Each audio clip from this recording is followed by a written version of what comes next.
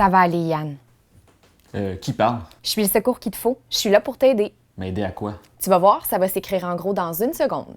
Comment animer une réunion? Première partie. Yann, en tant que technicien loisir, quels sont les atouts pour bien animer une réunion? Je dirais qu'il faut être organisé, élaborer une stratégie, faire preuve de leadership, de charisme, puis être structuré. Exactement. Faut que tu sois comme Victor Morin, auteur du Code Morin, adopté à l'unanimité. Je propose. Parfait. Alors voici une première image importante pour toi, Yann. Un pâté chinois? Oui. C'est quoi les 3 composantes d'un pâté chinois? Steak, blé d'Inde, patate. OK, contenu, processus, climat. Exactement.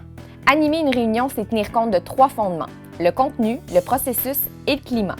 Le contenu, c'est faire en sorte que tout le monde se sente interpellé par le sujet de la réunion, que l'objectif soit clair. Par exemple, à la sortie de la réunion, il faut avoir convenu de notre programmation d'automne. Le processus, c'est savoir comment s'y prendre pour que la réunion soit efficace et satisfaisante. Le climat, c'est trouver quelle atmosphère tu vas imprégner pour que la réunion se passe bien et encore là, que tu puisses atteindre ton objectif. OK, steak, blé d'Inde, patate, contenu, processus, climat. C'est ça! Puis le ketchup, lui? Fais attention à ce que tu dis parce que je peux faire ça. Hey! Bon, la première étape, c'est de te faire un ordre du jour. OK, non, mais ça, j'en avais déjà un. C'est bien, mais il ne faut pas oublier sur l'ordre du jour d'identifier si c'est des sujets d'information, de discussion ou de décision. OK, si je veux expliquer la fête de fin de saison. Ça, c'est un point d'information. OK, mais si je veux que quelqu'un en parle. Ça, c'est un point de discussion. OK, puis si suite à un remue-ménage, je veux qu'on détermine la thématique. Ça, c'est un point de décision. OK. Puis pour tes points de discussion, tu peux choisir à l'avance quelle technique d'animation va convenir le mieux. Le processus. Exact. Il y a la discussion libre pour que tout le monde s'exprime spontanément, le tour de table si tu veux que chacun prenne position, la technique de créativité si tu veux stimuler tes participants et les aider à générer des idées, le remue-ménage, le schéma conceptuel. Tu peux même demander à ton groupe de faire une levée de procédure pour que tu puisses participer. OK, c'est bon de me montrer des exemples, mais peux-tu juste me montrer aussi comment il a débuté sa réunion? Bien sûr. Bonjour tout le monde, je suis content de vous revoir cette semaine. Merci d'être arrivé à l'heure. On a beaucoup de boulot devant nous. Comme vous le savez, la fin de saison elle va arriver rapidement.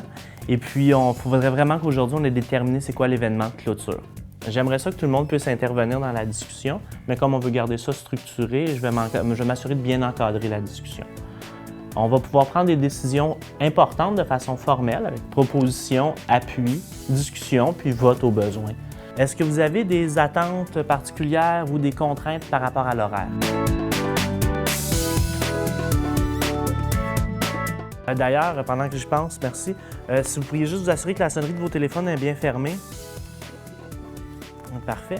Catherine, ça va pour la prise de notes? Oui, moi ça va, merci. Ça va pour tout le monde? Oui. Vous avez bien reçu l'ordre du jour que je vous ai envoyé mardi passé? Oui, merci. Wow, il est vraiment bon en pâté chinois, ce gars-là. Faut y aller par étapes. Ensuite, il va lire l'ordre du jour, demander si quelqu'un en propose l'adoption et si quelqu'un appuie la proposition. Une fois qu'un participant a dit qu'il proposait l'adoption de l'ordre du jour et qu'un autre a dit qu'il appuyait la proposition, il peut ensuite demander. Alors, pour ce qui est de l'ordre du jour, est-ce que quelqu'un voudrait apporter des modifications? J'aimerais ça qu'on parle de la promotion. Oui, c'est une bonne idée. Si on plaçait ça au point 7, juste après programmation. Moi, ça me va.